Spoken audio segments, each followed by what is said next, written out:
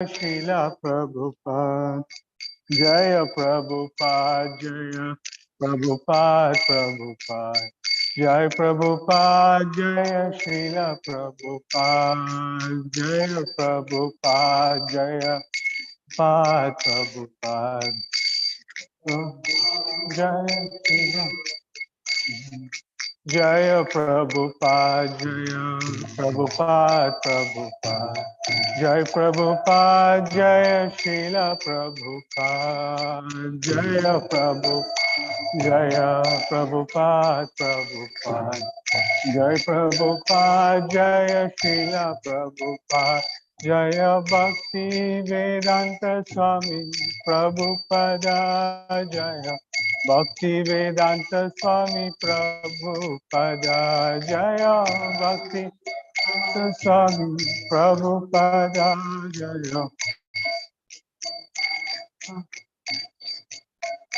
Jaya Bhakti Vedanta Swami Prabhupada, Jaya Bhakti Vedanta Swami Prabhupada, Jaya Bhakti Vedanta Swami Prabhupada, Jaya Vedanta Swami Prabhupada, Jaya Prabhupada, Jaya Prabhupada, Jaya Prabhupada, Jaya Prabhupada, Jaya Prabhupada, Jaya Prabhupada, Jaya Prabhupada, Jaya Prabhupada. Prabhupada, Prabhupada, Prabhupada, Jaya Jaya Prabhupada, Jaya Jaya Prabhupada, Prabhupada, Prabhupada, Jaya Jaya Prabhupada.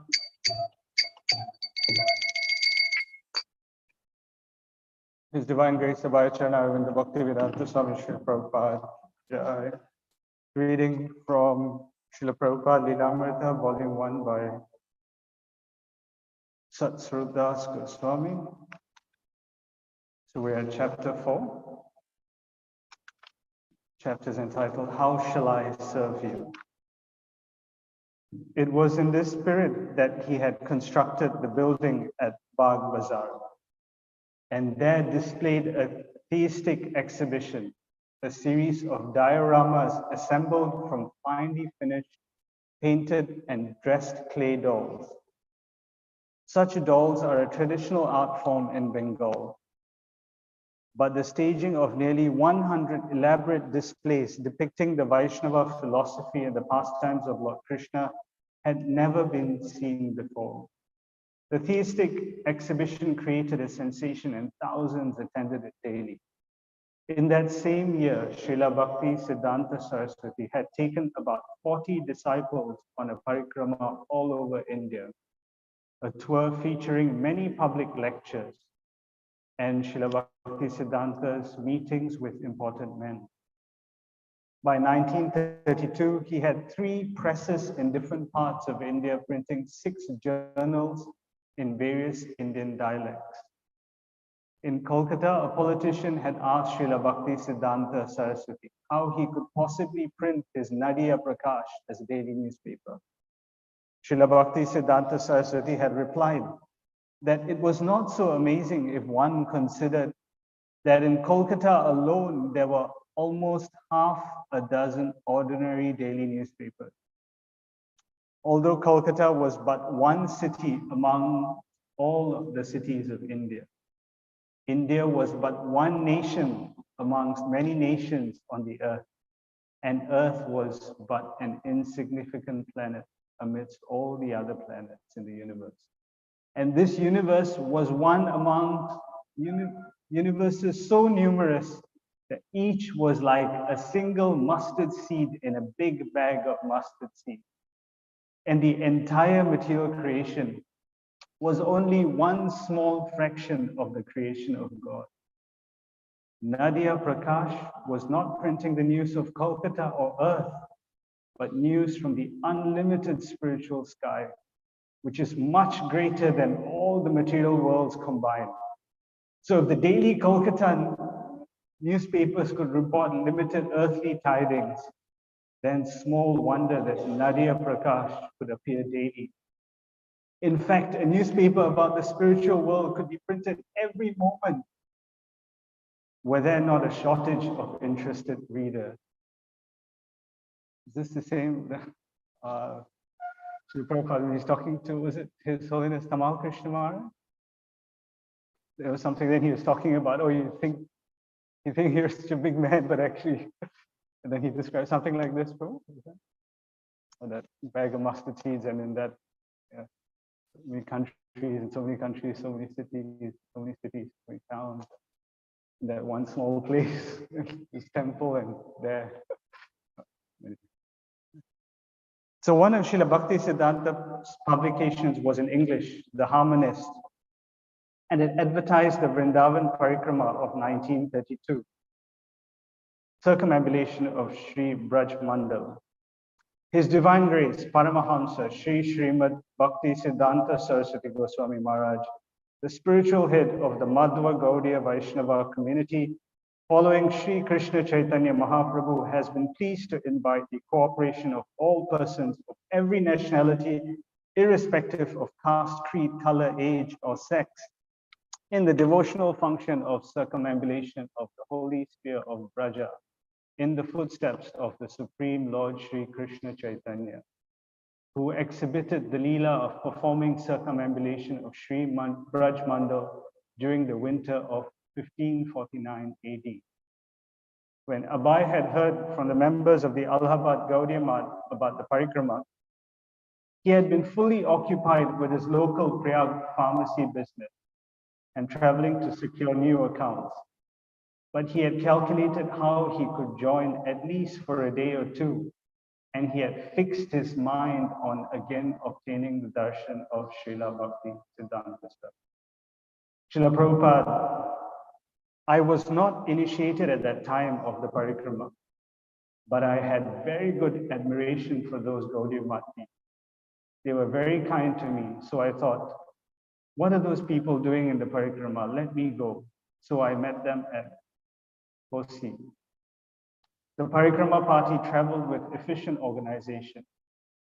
An advanced group bringing all the bedding and tents would go ahead to the next day's location, where they would make camp and set up the kitchen. Meanwhile, the main party bearing the deity of Lord Chaitanya Mahaprabhu and accompanied by Kirtan singers would visit the place of Lord Krishna's pastimes, and in the evening arrive in camp. The camp was divided into sections and arranged in a semicircle, and pilgrims were assigned to a particular section for the night. In the center were the quarters of Srila Bhakti Siddhanta and the deity of Lord Chaitanya, and close by tents of the sannyasis. There were separate camps for ladies and men. Married couples did not stay together. There was also a volunteer corps of guards who stayed up all night patrolling the area.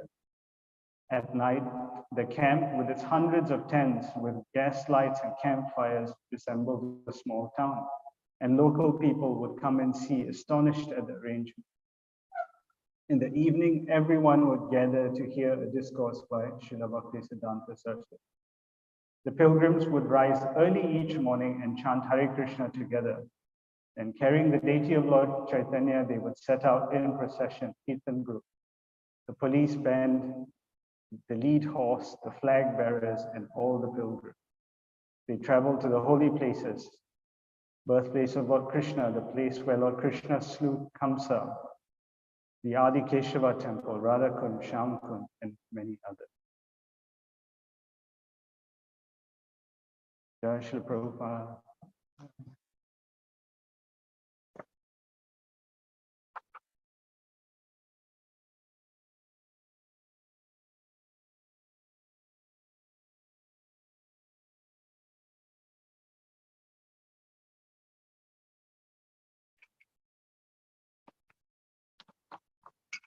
Jaya Radha Madhava Kunja Bihari Jaya Radha Dava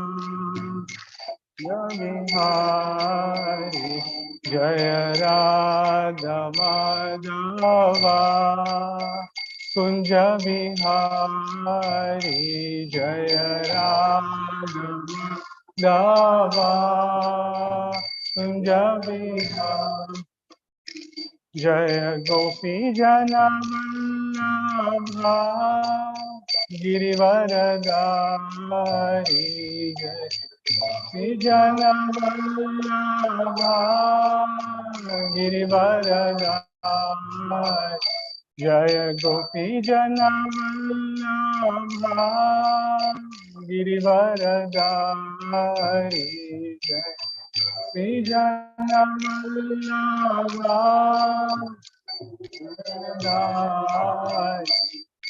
यशोदनन्दन Vraj जनरञ्जना यशोदनन्दन Vraj जनरञ्जना यशोदनन्दन Vraj जनरञ्जना यशोदनन्दन Vraj जनरञ्जना Yamuna तीरा वनचारी यमुना तीरा यमुना तीरा वनचारी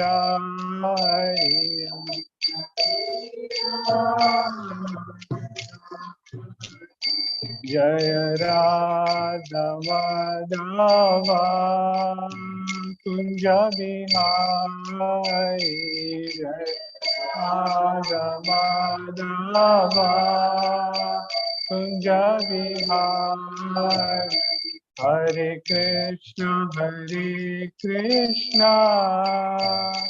कृष्णा कृष्णा हरे हरे हरे राम राम राम हरे हरे हरे कृष्णा हरे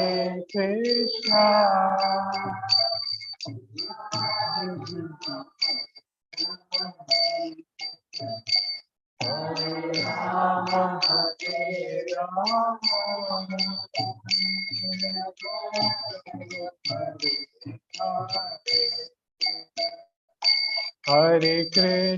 हरे कृष्णा कृष्णा कृष्णा हरे हरे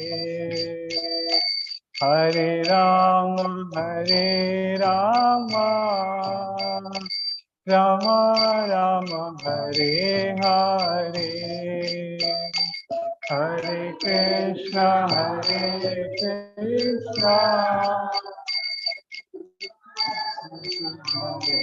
हरे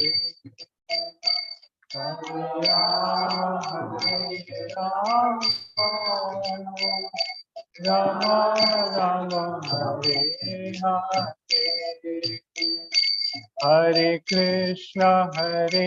कृष्णा कृष्णा कृष्णा हरे हरे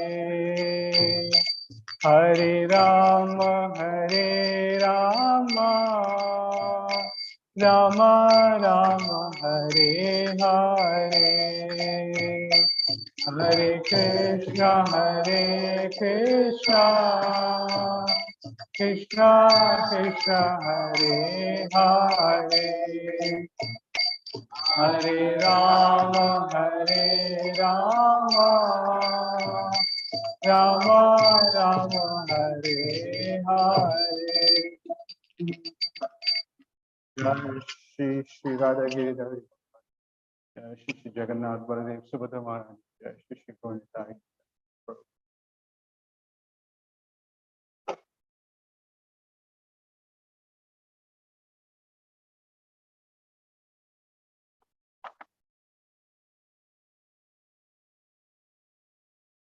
ओम नमो भगवते वासुदेवाय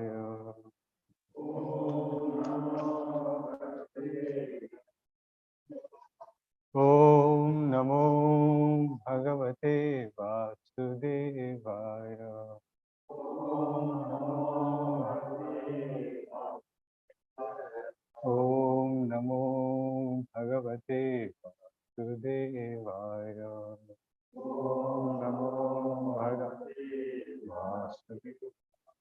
Narayanam namaskritya naram chaiva narottamam devim saraswatim vyasam tato jayam udire nashtaprayesha vadreshu nityam bhagavata sevaya bhagavati uttamatta shloke bhaktir bhavati naistiki.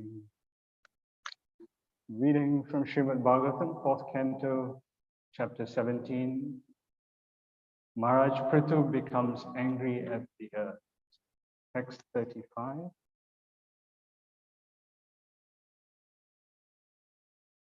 Apam upaste mai now yavavastita praja bhavan adhya vidakshishu kila sa vedamurti sambhu dharadharo.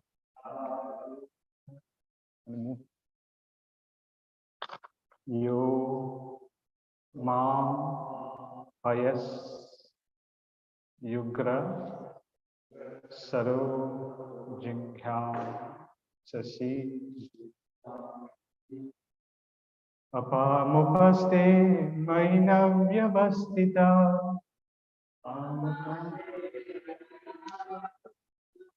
praja bhavanadya nirakshishu kila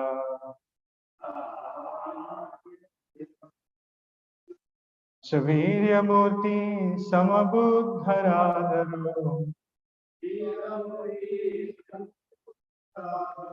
Yomam payasyugra sarojigam sasi.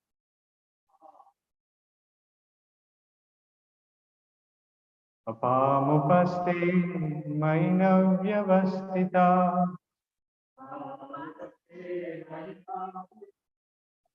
Praja bhavanadya rakshishu kila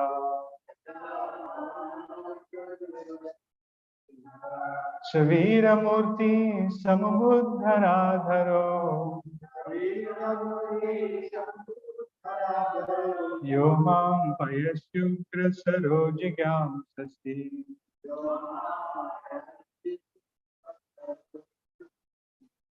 Apamupaste mainavyavastita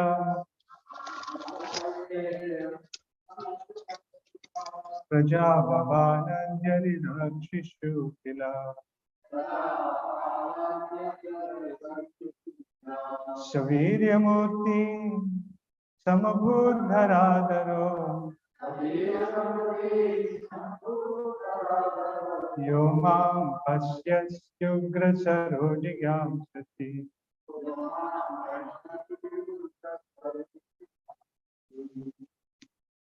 Prabhu. Apamupaste mainavyavastita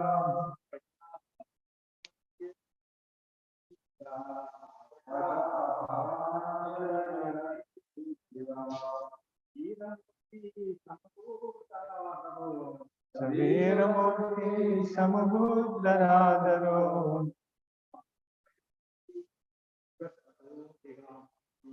Yomam payasyugra sarojigam sasi.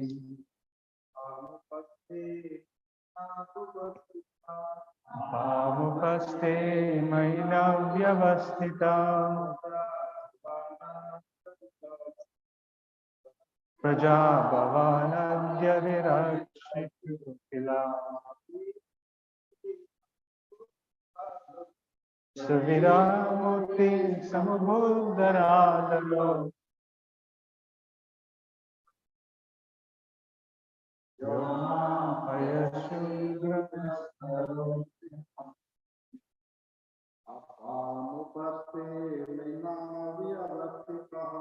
Apamupaste mainavyavastita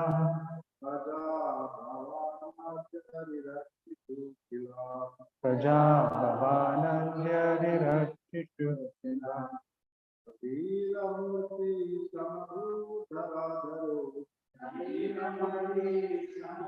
Dharadharo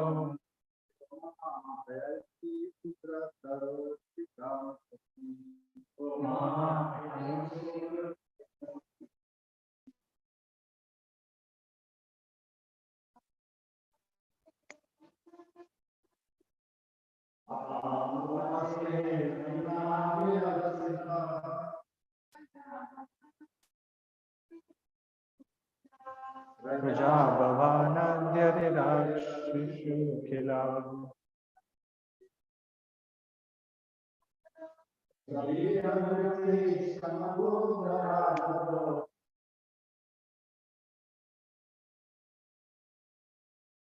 Yoma hayasyugra sarojayam.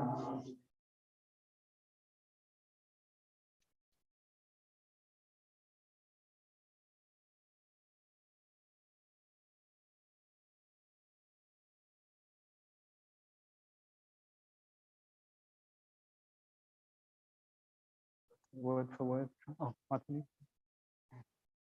We go to word for word translation. Oh.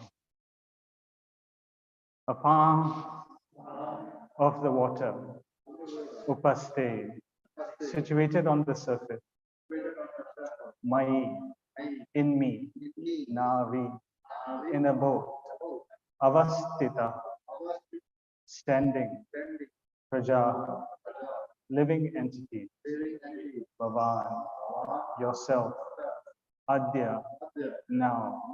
Rirakshishu, desiring to protect. Kila, indeed. Sa, he. Viramurti, Viramurti, in the form of a great hero. Samabhu became Dharadhara, the protector of the planet Earth. Yeah, one who, ma, me, payasi, for the sake of milk. Ugrasaraha, with sharpened arrows. Jingham Sasi, you desire to kill. You see the translation? My dear Lord, in this way, you once protected me by rescuing me from the water, and consequently, your name has been famous as Dharadhara, he who holds the planet Earth. Yet, at the present moment, in the form of a great hero, you are about to kill me with sharpened arrows. I am, however, just like a boat on the water, keeping everything afloat. Please hear the purport. The Lord is known as Dharadhara, meaning he who keeps the planet Earth on his tusks as the boar incarnation. Thus, the planet Earth in the shape of a cow is accounting the contradictory acts of the Lord. Although he once saved the earth, he now wants to upset the earth, which is like a boat on water. No one can understand the activities of the Lord.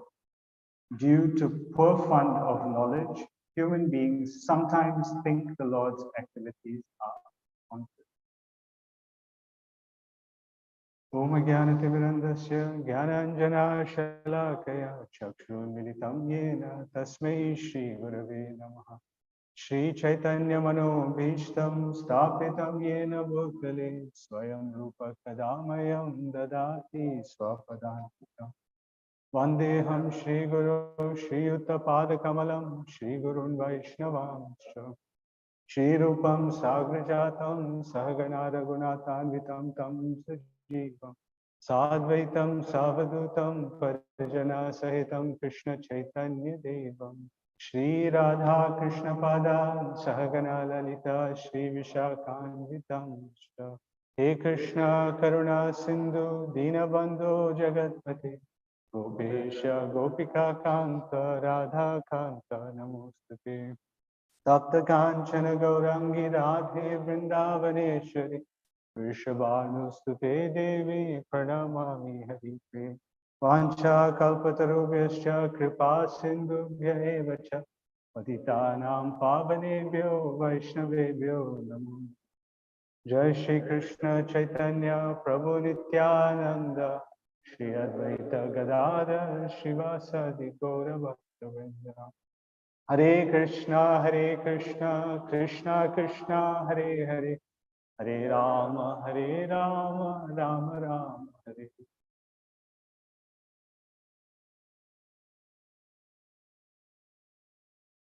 Vam Vishnu Padaya Krishna Prasthaya Bhakti Shrimati Bhakti Vedanta Swami Nami Namaste Saraswati Devi Gauravani Tarini Nirvishesha Shunyavadi Master Mukam Karoti Vachalam Pangum Langayate Giri Yatripathamaham Vande Shri Guru Dinatartinam Paramananda Madhavam Shri Chaitanya Ishwaram. Hare Krishna. So today we continue discussing the pastimes of Maharaj Prithu. So as we understand, Maharaj Prithu is an empowered incarnation, Satyavesh avatar. He's empowered with the potency of administration or the ruling potency. So as an empowered incarnation, he was the perfect ruler. The perfect ruler not just looks after the spiritual needs of his praja, the citizen, but also of the material needs, looks after everything perfectly. So we understand that material needs were not met. The citizens came and complained to King Prithu that we are doing our part, we are farming, we're going out every day, doing our work, cultivating, we're doing the yajnas, but Mother Earth is not producing anything, not producing any grains, herbs, cows are not giving milk, and we're all going skinny. So there's a problem. And Maharaj Prithu thought about it, he analyzed the situation, and then he came to the conclusion that Mother Earth was not doing her duty.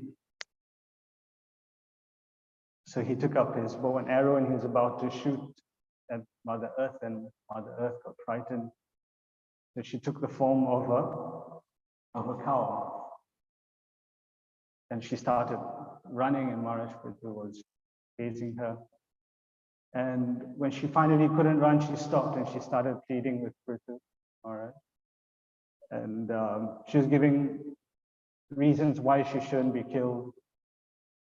And Prithu Maharaj said no, he didn't accept any of those reasons because he said, you have not followed my orders.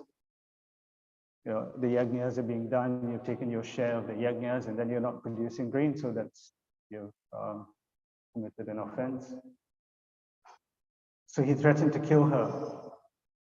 At that point, she completely surrendered. She understood that King Prithu, Maharaj Prithu, was a Satyavesh avatar. And she's a devotee, so when there's a time of danger to your life, generally, if one's not a devotee, you tend to turn to your family, to your friends, to the doctor in times of danger. But a devotee, first thing he does is turn straight to Krishna.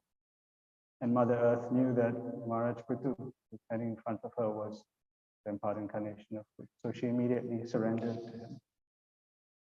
And then she starts offering prayers. A few days ago, Chitra Krishna Prabhu described the different aspects of prayer. And in this part, she's glorifying. So it sounds like she's just trying to save herself, but actually in a way it's a glorification. So she's remembering that in a different incarnation, as Varahadev, the Lord came to save her when Hiranyaksha, he was plundering the earth for gold, and then the earth fell off balance and fell into the Garbhodaka ocean. And the Devatas of Brahma, they went and prayed to Vishnu, and he came in the boar incarnation to save Mother Earth, picked her up from the ocean and placed her back in the home. And then after that, fought with Hiranyaksha. So there he was saving the earth. And then now in another incarnation, he's coming to kill Earth Mother. So how to understand this contradiction? So she's in a sense, she's glorifying him. That we can't understand how in two different incarnations she's doing two different things. And this is, it's a contraindication we can see as Varahadev. Why the Lord, he's Supreme Personality of Godhead, why would he take the form of an abominable animal? A boar isn't a very beautiful animal. It eats all sorts of things. And the place, where did Varahadev appear from? Did he appear from a beautiful place? He appeared from a very dirty place. He appeared from the nostrils of Brahma. So that's not a very clean place. So hard to understand, so many contradictory things. The Lord is Pavitram, he's completely pure. But then he's appearing from an impure place, and he's appearing in such an abominable species of life. And then he picks up the planet Earth, and he's trying to place planet Earth carefully back in its position. At that time, Hiranyaksha, he is trying to taunt Varahadev, say, oh, you're so ugly, and he's, oh, you're a coward, you're running away instead of fighting with me. But Varahadev's main purpose was to save Earth, so he didn't want to engage in fighting in case Earth planet dropped. So he was so carefully bringing this Earth planet up, put it back in its original position, that he even ignored the insults of Hiranyaksha. Of course, after placing the Earth in its proper place, he came back and he gave Hiranyaksha a lesson. But at that time, he was so careful that how to understand, taking so much pains to save Mother Earth, and then now he is trying to kill Mother Earth completely. So it's difficult to understand. And Srila Prabhupada mentions then the purport. No one can understand the activities of the Lord. The Lord has many names. One of his names is Adokshaja. We've heard of that name before. What does Adokshaja mean? One who can't be understood by the material senses. It's beautiful when you break down the meaning of Srila Prabhupada in different places. I don't know Sanskrit, but because of Srila Prabhupada's mercy, he's broken down in different purports. He just described this name so beautifully. The Adokshaja means Adam Kritam Akshadam Jnanam. Adokshaja. Adam Kritam means to cut, and Akshaja. Aksha can mean many things in Sanskrit. So Aksha means eyes, Kamalaksha, lotus eyes. So Aksha means eyes, and Ja means Jnanam. So one who is cut down by knowledge acquired with our eyes, means our material senses. So Krishna cannot be understood with our material senses. So we can't understand his contradiction with our material senses. And Akshaja, Akshadam also means, Prabhupada explains, in Sanskrit from A to Z. Is that how Hindi also works? A to Sha. Prabhupada explains, I don't know Hindi, but yeah. This is Akshaja, from A to Z. So knowledge from A to Z, our material knowledge, we cannot understand Krishna. So with our material senses, we can't understand Krishna. With our material knowledge, with words, we cannot describe Krishna. So therefore, we can't, it's very difficult to understand these contradictions. And these contradictions are found everywhere in the scriptures and Krishna's pastimes. So it's, how do we understand that? Like here, we find the contradiction. Commonly, if you just search contradictions, apparent contradictions, Veda-based, you'll find Prabhupada quotes one particular verse quite often, and that's from Ishopanishad, verse 6. So Bhakti Sastri students will know that verse. He says, Tad ejati tad naijati, tad dhure tad vantike, tad antar asya sarvasya, tad sarvasyasya bhayata. So the Supreme Lord walks, but he does not walk. He is far away, but he is very near. He's within everything, yet he is outside everything. So how do we understand this? It's full of contradictions. If someone's walking, how can you say he's not walking? He's walking in front of you. How do you say he's not walking? And someone far away, we know that he can't be right next to me because he's far away. So how do we explain these things? I'm sure we'll edit these things before. Would anyone like to explain how we understand these things? He walks, but he doesn't walk. He's far away, but near. Anyone like to attempt to explain? Remember from what he's asking? No, yes, bro. He's walking in the sense that his feet are, but he's good. So he's far away, you know, in Golok, At the same time, he's in the heart of all. Perfect. So he's far away and he's everywhere. Yes, that's perfect. Yes, that's what Prabhupada explains. Another example Prabhupada gives in a lecture, not in the purport of this verse, in the lecture, the Ishopanishad verse, but he says, like when we are walking, we think that the sun is following us. Or when we're in the evening, if I find the moon, wherever we go, we look like the moon is there. So it looks like the moon is following us, but the moon's not really following us. The moon is in one place. The Prabhupada explained that his son was in a train, and then his son asked the Prabhupada, "Oh, why is the moon following us? They're sitting in the train, as the train's moving, the sun, it looks like the moon's just on." So in a way, Krishna is far away in Goloka Vrindavan, but at the same time, like you said, he's in everyone's heart with Paramatma. Then he says he's within everything, yet he's outside of everything. In Bhagavad Gita, there are lots of verses that describe that. How everything is in him, but he is not, he's different from everything. So these are all different contradictions. And we can understand, so can God walk? So yes, and sometimes he physically walks, like in the pastime of Satrigopa. The Lord is actually physically walking. So we can understand some of these things because we're devotees. And any other contradictions? Full of contradictions, I'm sure you. Any other contradictions you can think of?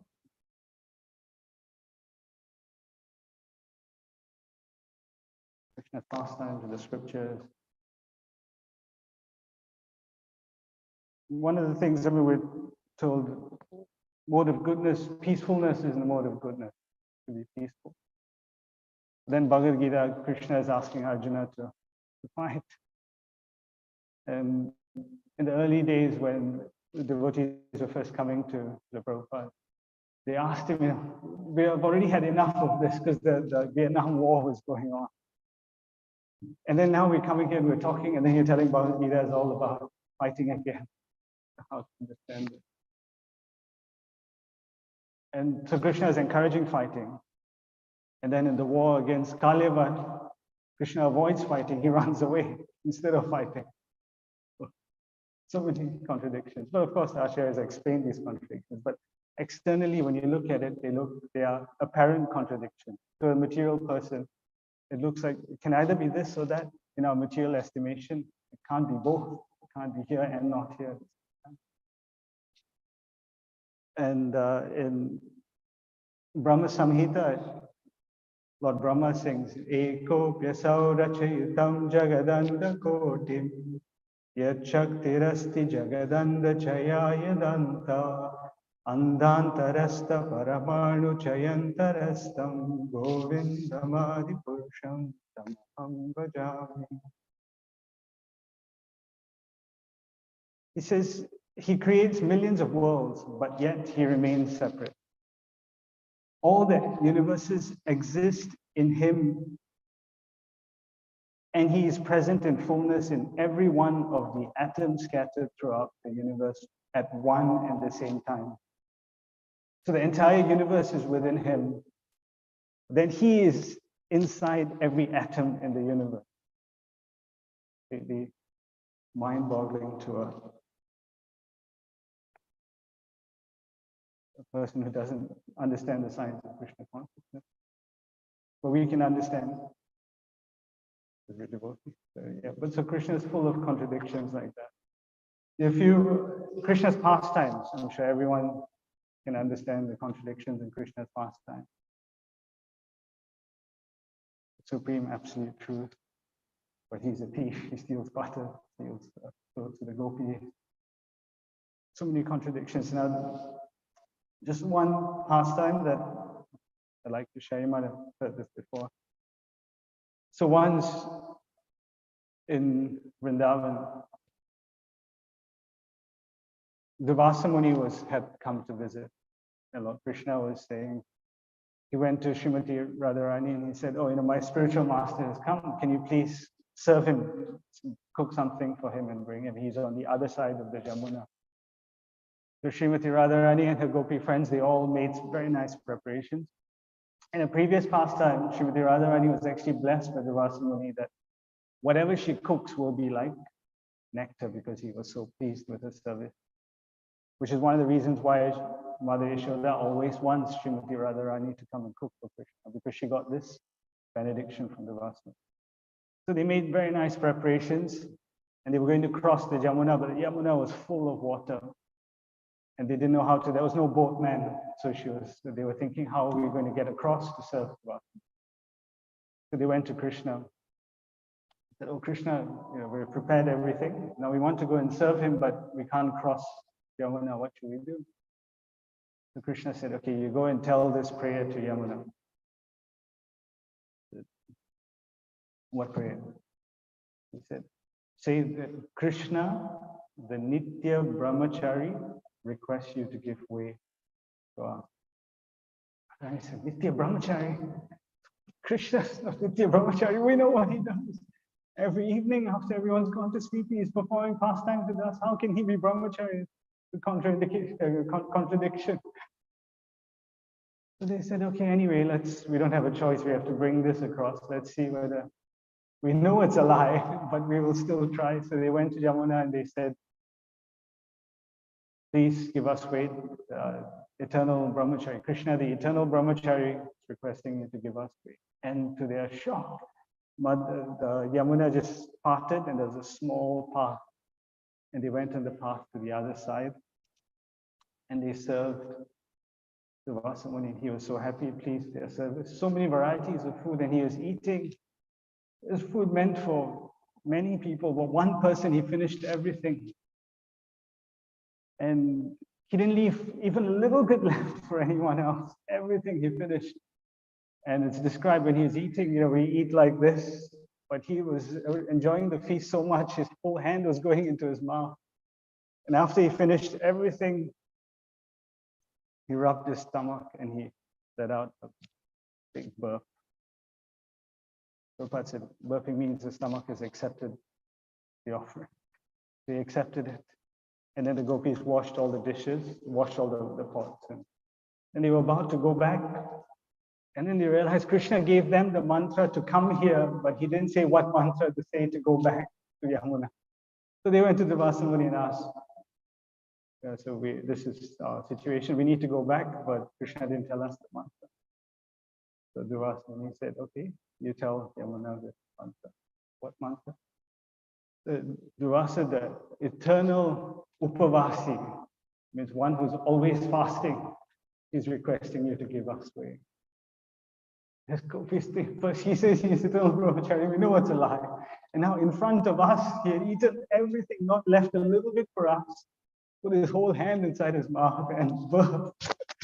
And now he's saying he's Upavasi, Nitya Upavasi. Anyway, let's try that. We don't have a choice. So they said, Yamuna Devi, the eternal Durvasa, the eternal Upavasi, Nitya Upavasi, request you to give us way. And again, Yamuna parted, they went back. They were just absolutely bewildered. It's all contradictory. He's eaten to his heart's content and he's saying, I'm Upavasi. So, how do we understand that? So Krishna is eternal brahmachari because he's completely renounced. He's not attached to any of these things. And actually, the devotees he's performing pastimes with,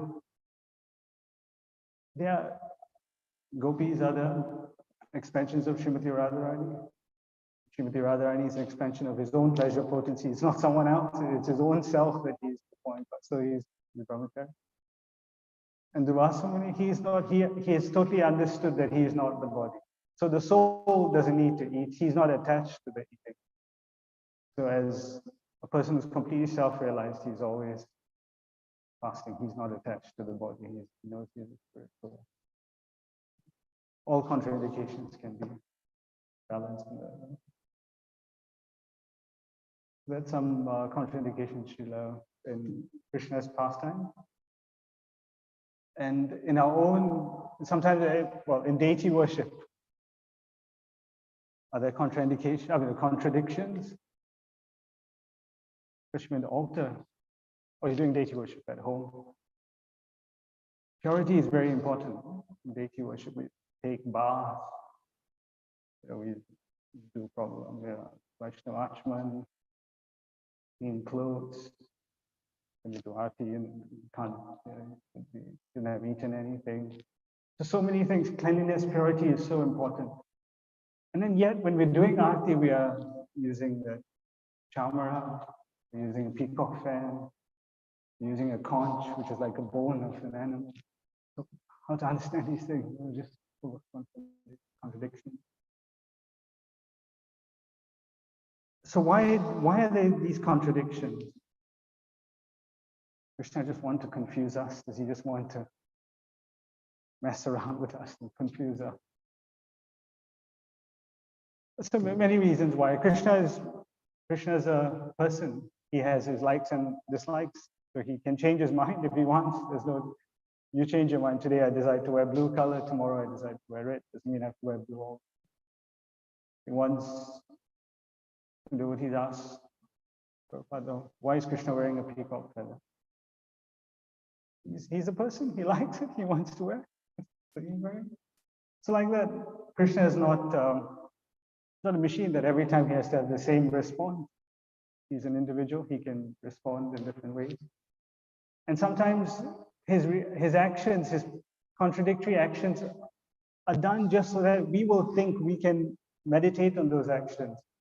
Forces us to contemplate and then accept that he is beyond our material sense perception, that we cannot understand everything that Krishna does. And it also, Krishna sometimes does that to test our faith, to see whether you're, test our faith. The pastime of the cobbler and the brahmana. Remember that pastime where the cobbler, Narada Muni visits the cobbler and the brahmana? So, and then they both ask him to find out from Krishna, when I'll return back to him. Cobbler says, please ask him. Brahmana says, I know it'll be very soon, but just to confirm. And what Krishna says, cobbler will come back this life, brahmana any life. How to understand that? He said, you tell them this story. They'll ask you, what was Krishna doing when you met him?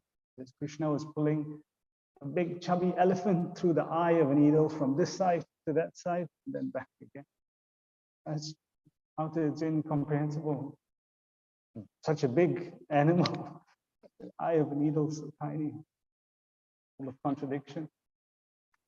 But then the cobbler completely believed it, and he accepted it. So Krishna is testing the faith by some of these contradictions. But these are not, Prabhupada describes that these contradictions are not real contradictions, they are just apparent contradictions, because we can't understand, so to us it looks like. Example Prabhupada gives is like doing maths. So you can learn maths in primary school. 1 plus 1, 1 plus 2, 4 minus 1, 4 minus 2. How about 2 minus 4? Primary school, it's impossible. You can't take away more than what you have. Right? Then as you go up to higher secondary, then you realize negative numbers, -2, and then imaginary, all sorts of things. But at that level. In primary school, it doesn't exist. You're talking rubbish. How 2 you can't minus 4. So that's our condition at this moment. So what to speak about contradictory activities of the Lord or contradictions in the scriptures? Even we can't even understand the contradictory activities of pure devotees. What to speak of the Lord? We find in Srila Prabhupada's Leelas many times he has given some contradictory, seemingly or at least apparently contradictory statements. Does anything come to anyone's mind? Anyone? There were 2 pastimes that I came across. Or Mataji, do you remember anything contradictory? So in Vrindavan, there were 2 sannyasis, Hansadutta Maharaj and Achyutananda Swami. And they were both sannyasis at that time. So Hansadutta Maharaj had, it's described, I think, Hari Sauri Prabhu's diaries. He was creating a little bit of an upheaval. So all the devotees were split into 2. One who was supporting him to become temple president, and another group who didn't want him to become temple president. And some of the devotees were also unhappy with Akshayananda Swami's management of the temple. So there was a lot of controversy going on, and Srila Prabhupada called both of them to his office, to his quarters. And then he spoke to Hansadutta Maharaj. He said, you're a sannyasi. You're spending too long in Vrindavan. He said, I think they were there for 2-3 months. So he was telling him, you're spending too long in Vrindavan. A sannyasi should only stay in one place for 3 days. Goswamis are doing that under every tree, a different night under every tree. So not more than 3 days because you develop attachment. So 3 days and then you should leave. So sannyasi means you have to preach all over the world. And why should you think of becoming a president in this temple? So that was Hansadutta Maharaj's instruction. Sannyasi means you should preach all over the world, stay at most 3 days in one place. You don't need to be temple president. So Hansadutta Maharaj accepted that. And then he turned to Akshayananda Swami and he said, he's also sannyasi. He said, you stay here and you run the temple. And they both laughed because they understood that in a pure devotee, you can't understand what. Another episode was when one of Srila Prabhupada's disciples, he was typing out a reply to a letter. The Prabhupada was dictating, and he was typing. And he said something like, so you can go ahead and divorce your wife. And the Prabhu was typing, said, what?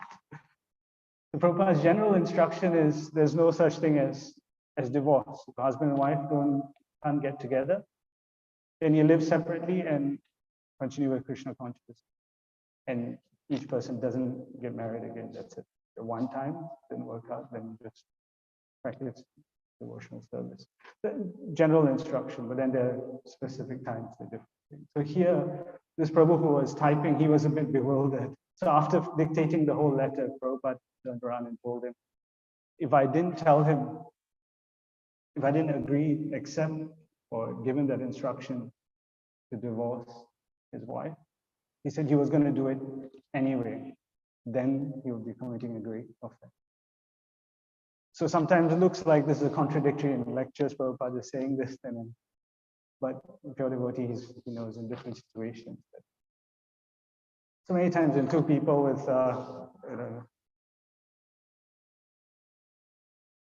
like 2 devotees, both who maybe the marriage didn't work out, and then one devotee, he wanted to get married again, and Prabhupada said, okay. And the other devotee, Prabhupada said, no, you've already done once, that's enough. Now dedicate your life. Contradiction. And our own spiritual masters, they might sometimes give us contradictory instructions, or they might say some things that are, the activities may be a bit contradictory. Why do they do that? Yes, exactly. Like how the cobbler and the Brahmana. Krishna is testing their faith. So the spiritual master can be also testing us. One time he may say this, and the next time he says, and then we're like, no, but oh my, last time you said like this. You can test the spiritual master as long as you want before you get initiated. But once you get initiated, you've already accepted that he's a pure devotee of the Lord and everything he says. So example is, if the spiritual master says the rope is a snake, you beat it. And if he says, no, that's not a snake, that's a rope, then again he'll say it's a snake, then you beat it again. Because you've surrendered. Until you surrender, you can test. But if you've surrendered, that means you've accepted that everything he says, even if it's contradictory, you know that he's right. It's just we don't understand how it's right. So these contradictions, for a materialist, they're very difficult. Our way of, if there's a contradiction, we'll end up debating with another person. Is this right? Is that right? We can read all sorts of books on our own, and we get different opinions from different people trying to find a balance, how to understand these contradictions. That's in a material sense. And Maharaj Yudhishthira says that this will not work. He says, Tatko pratishta shrudayo vibhinnam naso rishiryasya matirna vinnam. Says by dry arguments, it's inconclusive. I can say something, you can say something from your point of view, why this contradiction happened, and I can say, no, it's like this. We can read so many different books and scriptures and we'll get bewildered. Or we can just go to another person and let's say, okay, let's go and ask him. Maybe some person who's done some research or some muni, and he says something different because he has to say something different. If not, what's his value? So everyone will be saying different things. So just like the examples given, if you have a few blind men seeing an elephant or touching an elephant, they're trying to describe the elephant. So someone touches the tail of the elephant and says, oh, an elephant is like a snake. Another person touches the trunk and he says, oh, maybe this is vegetable. Or he touches the leg and he thinks, oh, this is like a tree trunk. So that's all of us, the blind people, because we don't have knowledge, we're thinking so many different things. But someone who's got vision, he comes and says, oh, this is an elephant. You see this, that's the tail, this is the trunk, this is the leg, and everything is, you can understand everything as it is. Therefore, the second part is Dharmasya tattvam nihitam guhayam mahajano yena gata sapanta. So this real truth is actually hidden in the hearts of the pure devotees. So we can understand all these real truths by approaching these pure devotees, these mahajana, by serving them, following their footsteps. And then Krishna explained in Bhagavad Gita how to do that. Tadvidhi pranipatena pariprasnen sevaya dekshantite jnanam jnanidista. How to surrender to that pure devotee. And then he can teach us because he's a Tattvadarshi. He has seen the complete elephant. He can describe it to us. And then what does he do? He engages us in devotional service. And otherwise, we cannot understand these contradictions. Again, Krishna says in Bhagavad Gita, Naham Prakasha Sarvasya Yoga Maya Samat. He covers himself with the external energy. So we can't, he covers us by the external energy, so we cannot understand these things. But by the performance of devotional service, then we can. The curtain will be open, just like Kunti Maharani also prays, Maya Javanika Chana. So this curtain can be opened by the process of devotional service, and that process of devotional service is done under the guidance of the expert spiritual master.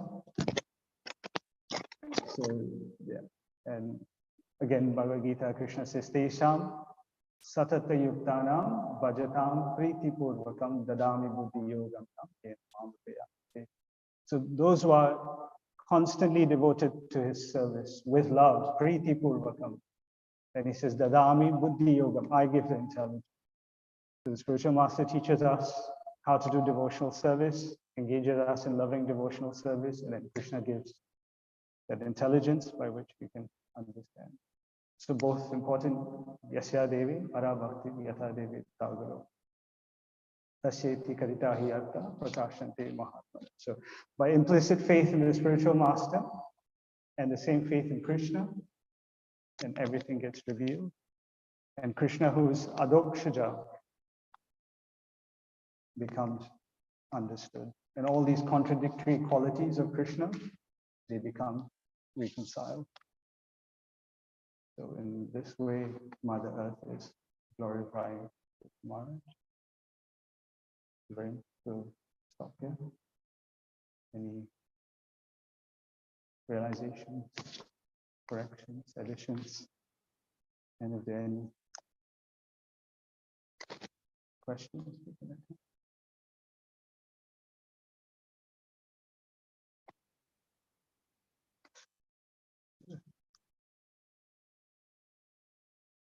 It's testing us all the time, every day, even if he's not physically present, every day is a test.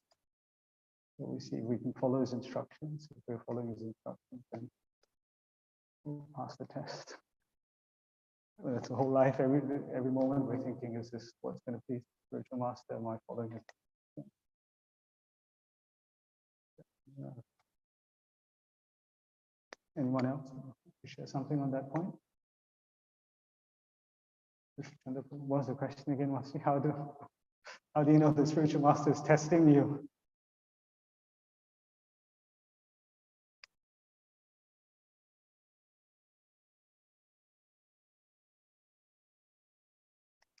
Yeah, that's one, again, the technical term for that phase of devotional service where it's like a cycle. So sometimes we go up and then we fall down and then we come back up until we come to a steady state. No.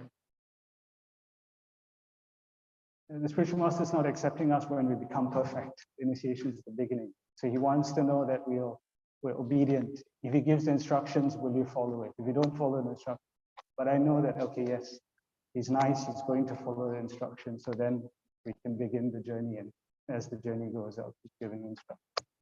Personally, through other devotees, through the scriptures, through my lecture.